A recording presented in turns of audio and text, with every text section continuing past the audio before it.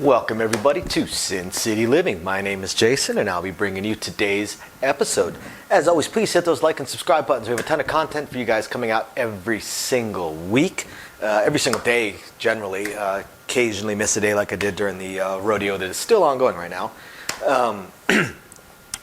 And I hope all of our patrons out there are appreciating the patron-only exclusive videos we're putting out with the Dice class, putting one out every couple of weeks. And if you're curious about that, go ahead and check the description down below. Once I get this whole live stream thing figured out, I'm probably going to do a live stream on the patron site as well. One on the regular site, one on the patron site. I do have the new computer for it. Theoretically, I have everything ready. I'm just so busy currently with this rodeo. And one of our fans asked a question a little while back about ways to tip us, to show appreciation to us without having to sign up as one of our patrons. And at the time we did not have any way of doing it, but I have managed now to get us signed up with a site called Buy Me a Coffee. As I'm sure some of you guys have noticed from some of our videos, Louie and I are both pretty heavy coffee drinkers. So if you're curious about that as well, go ahead and check down below in the description as well. We would definitely appreciate any cups of coffee you're willing to pick up for us. And don't forget to email us with any strategies, questions, suggestions, anything at all. We love shooting those videos for you guys. I actually haven't gotten a new email in about 2 weeks. And also, don't forget, anybody that may be interested in one of the small Sin City Living neons that we have, just email us that as well, sincitylivingLV@gmail.com. Otherwise, I'm going to go and get into today's episode. Alright everybody, and so for today's video we're going to go back into the 4 core strategies in craps. As we've covered before, or as we've alluded to in the past, there are really only 4 strategies in craps. There's really only 4 core ways of playing craps. All these strategies that you see online or on YouTube or read about in books, they're all variations of the 4 core strategies. Sometimes people will combine 2 or more of the strategies, different ways of trying to hedge this, hedge that, so on and so forth.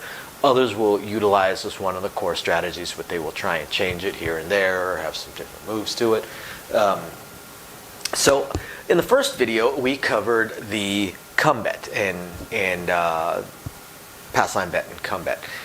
So for today's, we are going to cover the most popular of the 4 core strategies, the one that tends to show up in probably over 90% of craps strategies, and that is place bets. So place bets, and this is not going to be instructional what are place bets. We've got plenty of videos on that. So I'm going to assume that you already know what place bets are, how they pay, things you can do with them, such as pressing, turning them off, taking them down, so on and so forth. Excuse me. Thank you everybody for the coffees, by the way. Getting me through the day. The coffee shop at work is getting to know me very, very well lately. So with place bets, now there's a number of ways to play them, which again is why it's such a common core strategy. Why do people play place bets though? Why is this the most popular way of devising your strategy? Why is this the number one way of playing craps?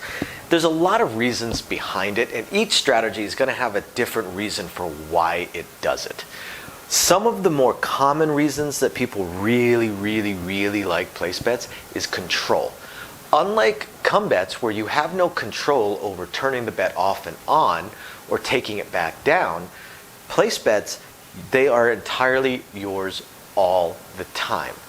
If you suddenly decide, you know what, I don't want my bets up there. I've won enough. I don't want to risk any more money. I don't think this roll is going to keep going on. You can say, hey, take my bets down. Then we're going to take all your bets down and I'm going to give it to you because this is your money. This is your money to do with as you wish. It's not locked into any kind of contract bet. Also, you have the control of, say, even just turning it off. A lot of superstitious players will do that. They will turn off their bet every time the dice go off the table, or if a crap number rolls. There's a lot of different triggers, I suppose, for people to decide they want to turn off their bets for 1 or 2 rolls, and they have the control to do that. With a come bet, you wouldn't have that control. You could turn off the odds, of course, but you can't turn off the flat bet. It's locked in. Another piece of that control that comes into play with the place bets is that you get to pick your numbers. Come bets, while you can do put bets, If you did a put bet and skipped the come entirely, then you actually would get paid better on equivalent amount of money if you just did a place bet anyway. In fact, we tend to look at come bets as just oddly paid place bets because you picked your number. So being able to pick your number is a big part of the reason that some people like to play the place bets. Having that level of control allows people to do so much more. Now, you have a lot of control over many of your bets. Come bets, don't come bet, well, some control over don't come bets, but with the direct lays, you have other ways of doing it. But with the place bets, there's so many different factors that all combine to make it such a popular and great bet. From being able to pick your numbers, to having the control of being able to turn them off, take them down, build them up, back up, press them, move them. We'll have people that play the odd numbers or the even numbers, and then they'll move their bets here and there. That aspect of control makes it so popular. So that's one of the reasons that a lot of people will play the place bets, because you have that level of control. Another reason people may play the place bets is the ability to, I guess you could say, full sprint towards table max.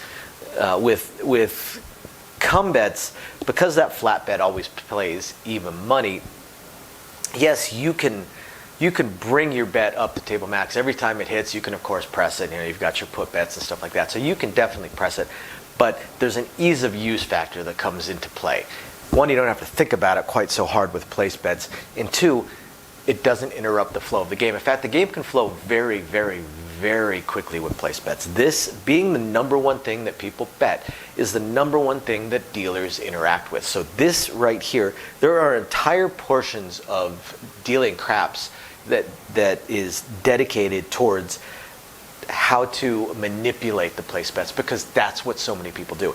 How to press them up. Common presses, cross presses, sister presses, all of those things that make place bets so exciting and make it so easy to bring them up. They're so common.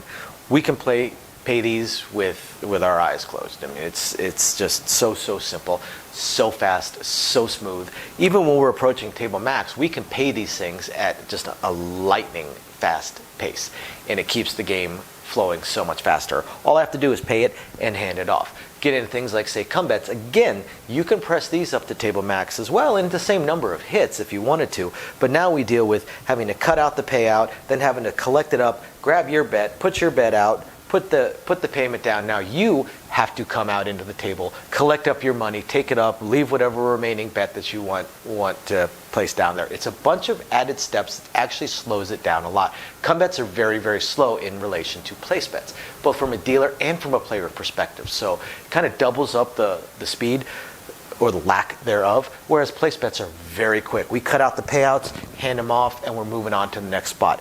We actually will have people that are so slow, they leave their payouts out there just because they're not paying attention or whatever. It doesn't matter. We're still going to throw the dice because it's out beyond the pass line. It's out of the way. Come bets that are in here, we're not going to move the dice until somebody picks them up. We'll keep reminding them and reminding them. So place bets, the number one strategy within craps. You have a lot of things that people will do: press them up, mid press them, sister press them, cross press them. We even have the regression strategies. All regression strategies are variations of place bets, all of the core place bet strategy. All mid press strategies, variations of the core place bet strategy. Of course, your power press strategy, variation of the core place bet strategy. Even things like the iron cross is at its heart mostly a place bet strategy. Just adds in one small little detail from another strategy, but otherwise at its heart it is a place bet strategy. Most hedge strategies are place bet strategies. They just add in something, typically from the don't side of things, to plus up to add to their strategy. But again, at its core, they're place bets. So this is the most common of the four core ways of playing craps, the four most common core strategies. This is the number one. So I hope you guys find this interesting, enlightening, illuminating, or at least just plain interesting. We will catch you guys next time. Bye now. So, as I promised, I wanted to go over very briefly our upcoming attempts at a third test live stream. So what's happened so far? The first test live stream just flat didn't work. The problem that I had was was an equipment problem. I had an equipment problem in that the equipment that I was using to translate the camera into streamable video to the computer required a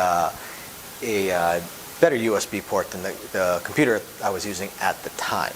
So that one just flat failed because it would not translate into the computer. The computer would not pick it up, would not read it, so I wasn't able to live stream it.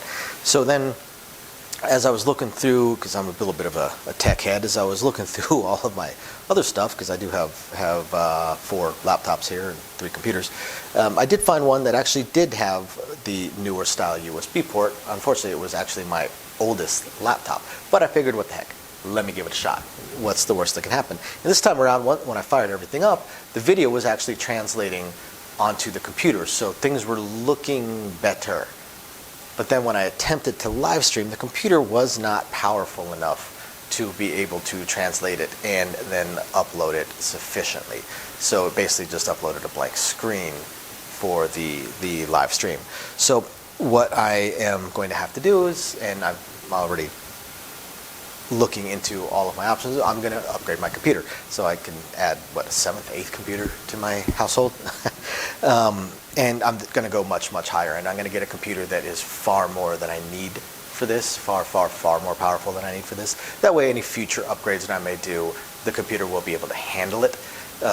So unfortunately, this computer is going to cost me about 25% more, about 25% of what I've already laid out in all the equipment for this channel. So it wasn't something I could just instantly buy. I'm probably looking at Black Friday or Cyber Monday.